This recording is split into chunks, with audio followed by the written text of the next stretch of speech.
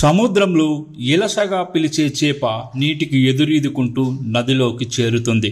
అక్కడ తన రంగు, రుచి, పోషకాలను పూర్తిగా మార్పు చేసుకుంటుంది. అత్యంత ఖరీదైన చేపగా మారుతుంది. ప్రధానంగా వర్షాకాలంలో గోదావరి జిల్లాల్లో పులస చేప వలలో పడిందంటే మత్స్యకారుల సంతోషానికి అవధులు ఉండవు.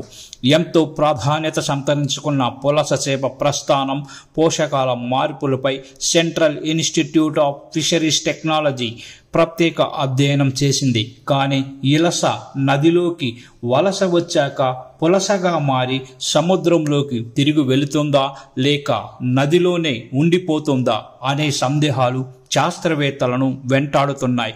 గుడ్లు పెట్టేందుకు గోదావరి నదిలోకి వచ్చే సమయంలోనే పులసలు మత్స్యకారుల వలలో చిక్కి ఆహారంగా మారిపోతున్నాయా అనే సందేహాన్ని శాస్త్రవేత్తలు వ్యక్తం చేస్తున్నారు. పులసల్ని వచ్చినట్టుగా పట్టేస్తుంటే పులసల పునరుత్పత్తి దెబ్బతిని ఆ చేప జాతి అంతరించిపోయే ప్రమాదం ఉందంటున్నారు. అదేవిధంగా గోదావరిలో పుట్టిన పులస పిల్లలు సముద్రంలోకి వెళుతున్నాయా లేదా అనే విషయాన్ని కూడా తెలుసుకోవాల్సిన అవసరం ఉంటుందని చెబుతున్నారు. ఇందుకు లోతైన పరిశోధనలు చేయాల్సిన అవసరం ఉందని స్పష్టం చేస్తున్నారు. పులసల గమనాన్ని ప్రత్యేకంగా ట్యాగింగ్ చేసి ట్రాకింగ్ చేయాలని సూచిస్తున్నారు. అదేవిధంగా వీటి మైగ్రేషన్ డైనమిక్స్ని సైతం అధ్యయనం చేయాల్సిన అవసరం ఉందని అభిప్రాయపడుతున్నారు. అప్పుడే పులస చేపలను సంరక్షించడం సాధ్యపడుతుందని పేర్కొంటున్నారు. కనీసం 20% పులసలు పునరుత్పత్తి చేసే విధంగా చూడాల్సిన అవసరం ఉందని స్పష్టం చేస్తున్నారు. బంగాళాఖాతం, అరేబియా సముద్రం, వియత్నాం, ఎర్ర సముద్రం, పర్షియన్ గల్ఫ్ ప్రాంతంలో హిల్సా చేపలు లభిస్తాయి. బంగ్లాదేశ్లోని పద్మా నది, ఇరాక్లోని యూఫ్రటీస్, మయన్మార్లోని ఇరావడి, పాకిస్తాన్లో సింధు, భారత్లోని గంగా, గోదావరి నది ప్రాంతాల్లోకి ఇవి వలస వచ్చి పులసలుగా రూపాంతరం చెందుతాయి. నది నుంచి సముద్రంలోకి ప్రవాహం కలిసే ప్రాంతంలో ఇవి లభిస్తాయి. వీటి లభ్యత ఇటీవల కాలంలో తగ్గిపోతోంది. గోదావరి తీరంలో లభించే పులస మెరుస్తూ ఉంటుంది. వీటిని సాధారణ ప్రజలు గుర్తించడం కష్టమే. నిపుణులు మాత్రమే గుర్తిస్తారు. సముద్రంలోని ఉప్పు నీటిలో ఉండే ఇలసలు 12% సాచురేటెడ్ ఫ్యాటీ యాసిడ్స్ ఉంటాయి. 100 గ్రాముల ఇలసలు సోడియం 183 మిల్లీగ్రాములు, పొటాషియం 573 మిల్లీగ్రాములు, కాల్షియం 133 మిల్లీగ్రాములు, ఫాస్ఫరస్ 910 మిల్లీగ్రాములు, ఐరన్ 29 మిల్లీగ్రాములు ఉన్నట్లు CIFT పరిశోధనలో వెల్లడైంది. పులస విషయానికి వస్తే కొవ్వు శాతం 8 నుంచి 11% మాత్రమే ఉన్నట్టు గుర్తించారు. పులసలో అన్సాచురేటెడ్ ఫ్యాటీ యాసిడ్స్ ఉన్నాయి. ఇవి ఆరోగ్యానికి మేలు చేస్తాయి. EFA, DHA, omega-3 ఆమ్లాలు అధికంగా ఉన్నాయి. 100 గ్రాముల పులసలో సోడియం 83 మిల్లీగ్రాములు, పొటాషియం 1187 మిల్లీగ్రాములు, కాల్షియం 166 మిల్లీగ్రాములు, ఫాస్ఫరస్ 1151 మిల్లీగ్రాములు, ఐరన్ అధికంగా 32.5 మిల్లీగ్రాములు ఉన్నట్టు గుర్తించారు.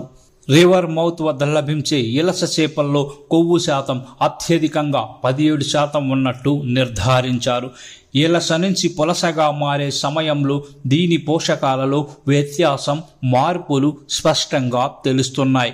గుడ్లు పెట్టడానికి, పిల్లలుగా మారడానికి అవసరమైన విధంగా తన శరీరాన్ని, పోషకాలను మార్పు చేసుకోవడం ఈ చేపల విశేషం. ఉప్పు నీటి నుంచి మంచి నీటికి వచ్చే సమయంలో తట్టుకోవడానికి సైతం ఇవి ఎంతో ఉపయుక్తంగా నిలుస్తాయి. సముద్రంలో పెరిగే ఇలసను హిల్సా అని పిలుస్తారు. అవి వయసుకు వచ్చాక సముద్రంలో నుంచి మంచినీటి నదిలోనికి ఎదురీదుతూ వెళ్తాయి. నదిలోనే గుడ్లు పెడతాయి. సముద్రపు నీటిలో ఇలసకు, మంచినీటిలో పులసగా రూపాంతరం చెందిన చేపకు ఎన్నో ప్రత్యేకతలు ఉన్నాయి. తాము జన్మించిన స్థానానికే వచ్చి పులస మళ్ళీ గుడ్లు పెడుతుందని Central Institute of Fisheries Technology అధ్యయనం చెబుతోంది. జూన్, జూలై నెలల్లో ఋతుపవనాలు, వర్షాకాలం ప్రారంభమయ్యే సమయంలో సముద్రంలోని ఇలసలు నదుల వైపు ప్రయాణం మొదలు పెడతాయి.